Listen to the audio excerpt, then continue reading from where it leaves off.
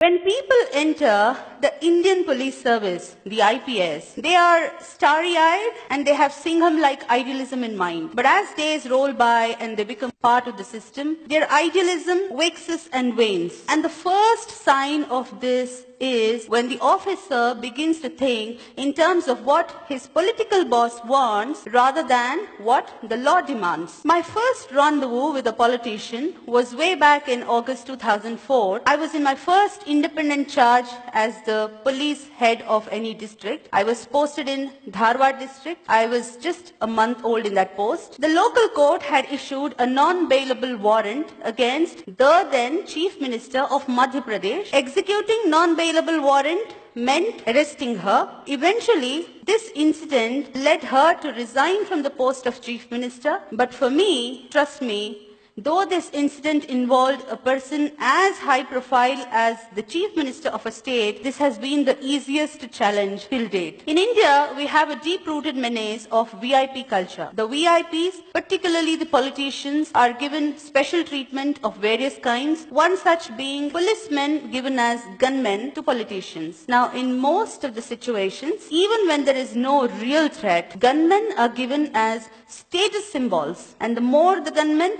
the higher the status it is perceived. And it's not an exaggeration at all that many a time, most of these gunmen are used as boys to run errands. I was posted as the Deputy Commissioner of Police, Bengaluru City Armed Reserve, and my job was to supervise man management, personnel deployment, and therefore I took stock of the situation as to where my boys had been deployed. And to my utter shock, I found that a number of politicians, the public representatives, the MLAs, MPs, MLCs and so on, had kept gunmen in excess of the authorized number they were supposed to keep. Now, I made a list. There were 82 politicians who had kept about 216 gunmen in excess of the number they were entitled. I started withdrawing them. The first resistance came from my own boss, who reprimanded me in front of my subordinate officers. Yet, undeterred, I completed the task. I withdrew till the last excess gunman came back to the unit. In the same stroke,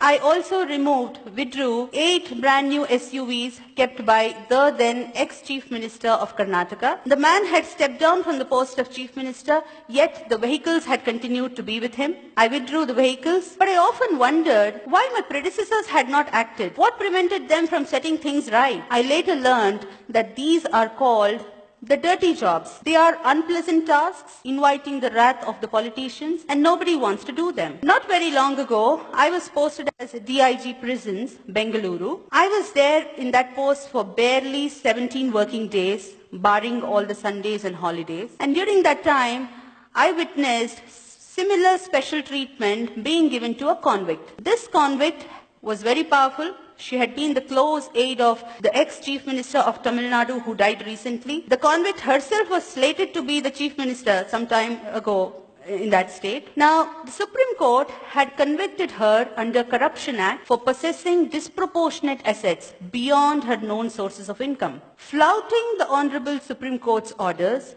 the jail officials had given special facilities to her as quid pro quo. So I reported this irregularity.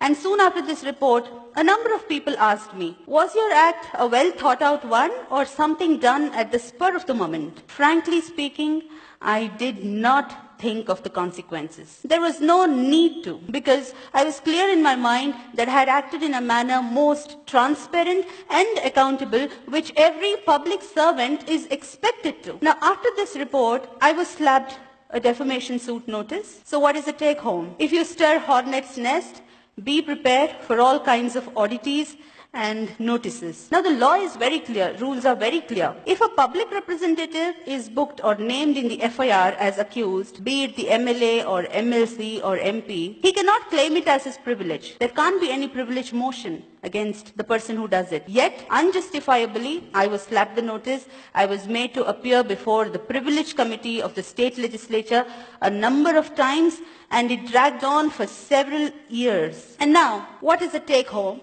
what is the lesson that the politician is driving home in this? He is trying to teach the lesson to a bureaucrat. If you take me head on, this is what is going to be meted out to you. He is creating a fear psychosis in the mind of not just that particular individual bureaucrat, but in the whole clan of bureaucrats. And if the bureaucrat gets scared and succumbs, the politician succeeds in his purpose. Trust me, not many officers are willing to face such notices, because for acts done in official capacity, these kind of notices create a lot of personal discomfiture. They take away personal time, energy, peace of mind, and of course money if you have to fight it out in the court of law, and therefore nobody wants to face them. But in my personal opinion, just like every occupation has its own occupational hazards, these notices, be it the privilege notice or the contempt notice or any other kind of notice, defamation notice, whichever, they are the occupational hazards which have to be faced boldly by the bureaucrat. Now,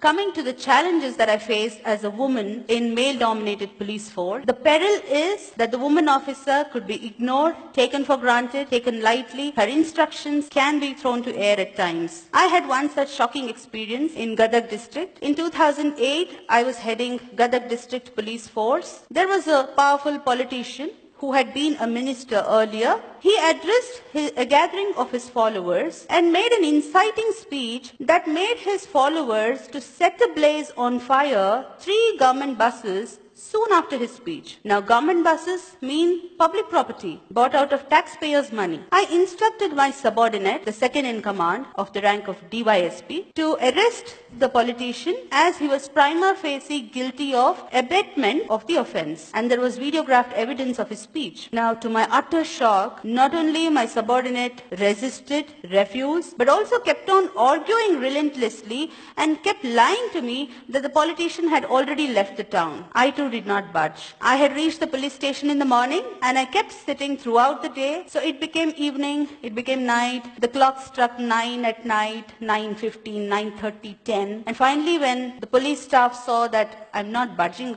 out, they somehow managed to get the politician to the police station. And then I instructed the station house officer of the police station to carry on the arrest procedures legally and to hand him over to the judicial custody, which was carried out. Now, upon the subordinate who had been lying to me, I took upon an inquiry and found that he was in constant touch with that politician over phone, though he had been lying to me that he was nowhere to be found. To this effect, I sent a report against the subordinate, the DSP, to the government as well as the Election Commission of India, because by that time election machinery was in place, and the government suspended him and he remained in suspension for more than a year. Now, challenges therefore are manifold, yet if the officer is willing to take risks, if the officer has nothing to hide, if he is clear in mind that he has acted lawfully and is fair, if he does not cling on to politicians for